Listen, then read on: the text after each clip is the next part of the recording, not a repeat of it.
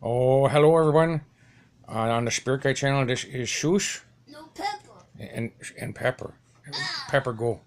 This is going to be our second video on the James Bond marathon. This is going to be James Bond films of the 1970s. 5 pictures from the 1970s. We're going to breeze through them here in a minute, real quick. And yes, that Spirit Guy back there, and with Pepper, and we also have Snowy, and I think Wagnutch is back there. I was drinking fog juice yesterday. What? Don't drink the fog juice, Wagner. Yeah, it's good. It made me feel better. Okay. Yeah, I had to take it. Yeah. Alright, so here we go. In just 1 second here. Oh, yeah, so in 1971, there was Diamonds Are Forever. That'd be Sean Connery returning as if from the grave to do a big Bond movie, pretty much for charity. It was all to put together one of his hideous Scottish film companies and to support Scottish artists. So Sean Connery wasn't getting much out of it himself. Here, for Soos's benefit, is the Blu-ray. Oh look, Diamonds Are Forever. So, Spirit Guy, what did you think about Diamonds Are Forever? I gave it 6. It was pretty good. Oh, you came around on Diamonds Are Forever. Yeah. What did you like about Diamonds Are Forever all of a sudden? It was less slow as on Her Majesty's Secret Service. Ohms, we can call that. Whatever. Ohms. Well, I'm just saying we can call it Ohms. And it was just better overall. Just better overall. Well, it is a wacky movie. Pop, I gave it a 5, did I not? You gave it a 5. Which is actually better than a lot of my ratings. I think Soos, you give it like a 4. He gave it a 5. Oh, I gave it a 5, Grumpa, because it's pretty good. It was better than I thought. It's not pacey. No, it's got that everybody knows about the terrible continuity error where the car comes out the wrong way. Why God. did they fix it? I don't know. It's just terrible. But Diamonds Are Forever has got its moments, and it actually holds up better as being wacky. And it's got the guy with no effing neck from Rocky Horror Picture Show as the villain. Lucky! Yeah, sure. So, and what did Wagner say about Diamonds Are Forever? I give it a 10. It was great. It was the greatest good. movie ever. And what's Snowy's vote? 5. It was okay. Okay. That's not bad. Diamonds Are Forever held up its own end here, didn't it? Oh, that's nice. All right, then. So let's go on. Go. Oh, after so many years now, finally maybe are going to get a regular James Bond again. The last 3 movies, but there's been 3 different actors now, and here we are in 1973 with Roger Moore in his first outing, Live and Let Die. Live and Let Die is kind of adapted from portions of the book. It is basically the super mix of every blaxploitation trope from the early 70s slammed into a Bond film and called Live and Let Die with Yaphet Kotto as the villain. Oh, and all manner of character actors playing crazy people, like what's his name? The Man Who Cannot Die. What? That's his name. Oh no, but it's what's the name of the the 7-Up guy plays him. Yeah, Oh. and he's in this game. Yes. Yeah, he's in the game. Baron Samedi, the Man Who Cannot Die. 7-Up Man. That's right, Baron Samedi. 7-Up Man. Oh, I should have endeavored to remember that before we started. 7-Up. Okay, so now Live and Let Die kind of went over like a lead balloon. Actually, this watching it was not as exciting as it might have been. Let's have a quick look at the Blu-ray cover with It's a slipcover. Yes, we actually have a slipcover on this one. Your guy's right about that. It's got Jane Seymour and Roger Moore on the cover, and that's all it has. These are pretty boring covers on these Blu-rays. Hi, Pep. These covers on these Blu-rays are not terribly exciting. And that's part of why we're looking at the whatchamacallit, the poster book as we go through some of this. This is the original poster here. What did you think about Live and Let Die? I gave it a 3. It was bad. 3?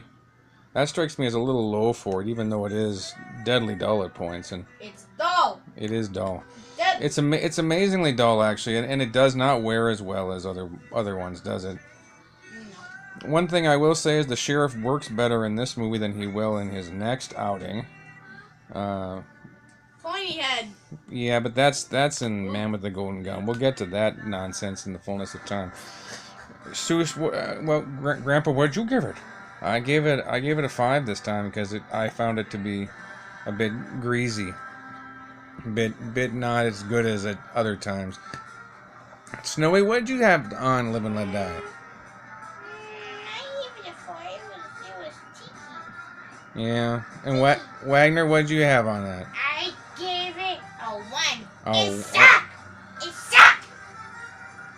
I think I gave it a 4. Didn't I give it a 4, dear Spirit Guy? You gave Oh, it a no. 4. Yes, Live and Let Die was a bit of a disappointment for us. The plot's a bit greasy. Yeah, we gotta go no on Live and Let Die. Actually, the '70s. Well, and this is all Guy Hamilton's fault. Guy Hamilton's gonna direct this series into the ground. We're gonna need fresh leadership after Guy Hamilton's done with his run of directing on these pictures. Yes. Okay, now we're gonna move on to the dark pit, the abyss that is. Oh no. It's the man with the golden schmung. It's the man with the golden. Brown people, pointy head brown people, pointy head brown people. Yeah, I can't see. bleak racism is a theme in the man with the golden gun, and that's one of the lovely things about it. Yeah, Man with the Golden Gun has always been bad, but Man with the Golden Gun seemed really bad this time. I gave it a 3, didn't I? You gave it a 3. Yeah, Grandpa here doesn't give most Bond movies a 3. That tells you that we're in a bad place with the Bond movies right now. Oh, here is the boring cover of the Blu-ray. Featuring the classic spinning car, the real flip car stunt, which is a highlight of the movie. Oh, and there's Britt Eklund, who is one of the more annoying. What's her name? Goodhead? No, Goodhead's no good. Goodnight, one of the biggest idiots. Whoever tried to unhook a Solex. Yeah, Jesus. So, and the two, I mean, Christopher Lee's the best thing about this movie, obviously. I think we all know that without having to, that and the Pointy head brown people. that and the, why is he even in Bangkok? Why is Sheriff J.W. Pepper in Bangkok on vacation? Why would a crazy racist from Louisiana be in Bangkok where all the little brown people are going to agitate him? Why would he even be there? It's so crazy. It's so stupid. Oh my god. Oh, Grandpa, testify. Tell us what you really think about it. Ugh. So, Wagner, what'd you give Man with the Golden I Schmuck? gave it 10. It was pointy head brown people. Yeah, it's a real winner for Waggers. Snowy, what'd you think? It sucked. It's a 1. Yeah, it's not so good. Colin, Spirit Guy, what'd you? I gave it a 2. A 2. That speaks volumes. I mean, even Christopher Lee knows the Man with the Golden Gun got it done. It ended the original lineup of the production team. They're going to take a little extra break before their next picture, and they're going to relaunch. And it better work out better, or it's not going to go on much longer. Oh, and boy, did it get better. Oh, there it is. Oh, Sue and Carly Simon will be singing to us. Soos, if you were around in 1977, you would have heard this friggin' song morning, noon, and night. It was the hit of hits, and the movie was a huge hit, that if it hadn't been for a little George Lucas movie that came out the same year, it would have won effects awards and all kinds of things, which it failed to win because it came out the same year as that other movie that George Lucas put out. You know. Star Wars! Oh, that's right. So this is really, it's a turn of redemption for the series at this moment and got things going. I gave it a 7, Soos. I think you gave it something like that. Soos, did you give it a 6? Did I give it a 6, Spirit Guy? You gave it a 6. Oh, yes. Well, it's pacey. I mean, it's even though it is just You Want to Live Twice or Thunderball all over again. I mean, Louis Gilbert's back in his director's chair, and it feels fresh after 3 tedious Guy Hamilton goes, and Roger Moore is just as crass, but it's shot a little better. Barbara Bach's okay. What do you think about Spirit Guy? I gave it 7. It was Oh, you liked it. yeah. And Waggers, what did you think? I give it 10. It was bad movie. Ah! Yeah, it's Spy Who Loved Me is getting to be a winner. What about you, there, Snowy? It was a 7. It was okay. Oh, It was so great. it was the most popular Bond film in this crew yet.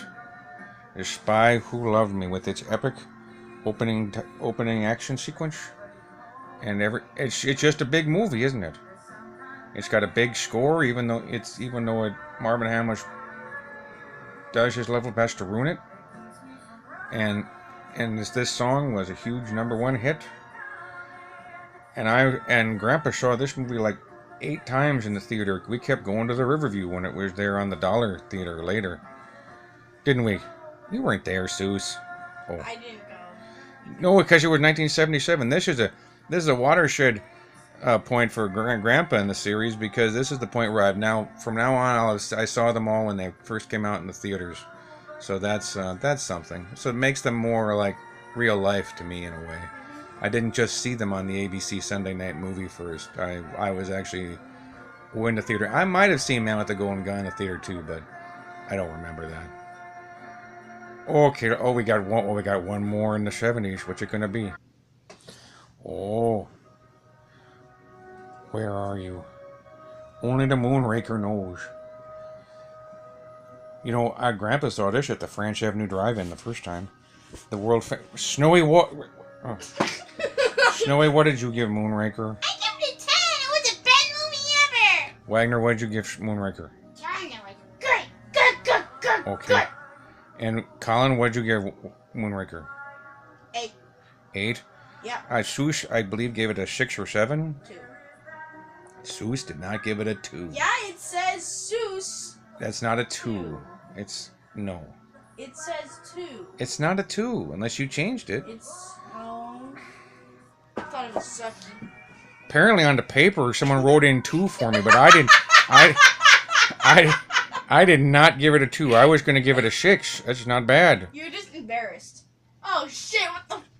Colin. The fact that Moonraker is the greatest James Bond movie of all time, according to our ratings, should tell you something. What? I don't know.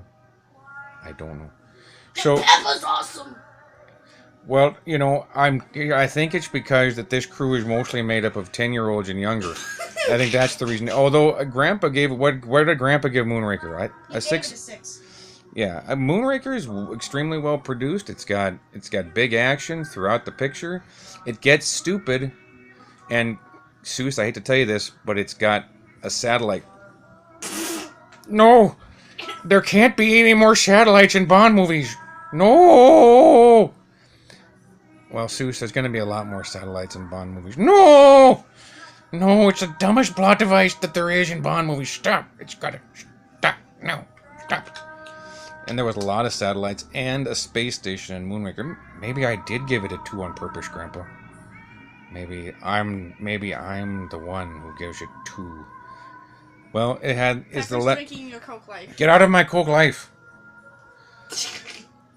A couple other points of note. This is the last picture that Ken Adam did, and it's got a huge Ken Adam set, like all those other huge Ken Adam sets we've come to enjoy over the last 20 years. And this is the end of the 70s.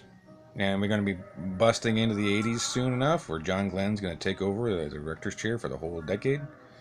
And we're going to see all kinds of different terrible Roger Moore movies and terrible, just a terrible Roger Moore movie and some good ones maybe. What do you think, Soos? I'm looking forward to it. The 80s are going to be busting out all over here in just a couple weeks. We'll be done with them. And yeah, anything to say, Spirit Guy, before we bust out? GoldenEye is the best movie ever. Go. That's the next section. We're gonna do 80s, and then the Brosnan movies, and then the Craig movies. There are gonna be 3 more videos, 3 more sections. Ah! Okay, we're almost at 15, guys. Gonna check out now, but we'll talk to you again on the Spirit Guide channel. This is Soos Films and Shining Off.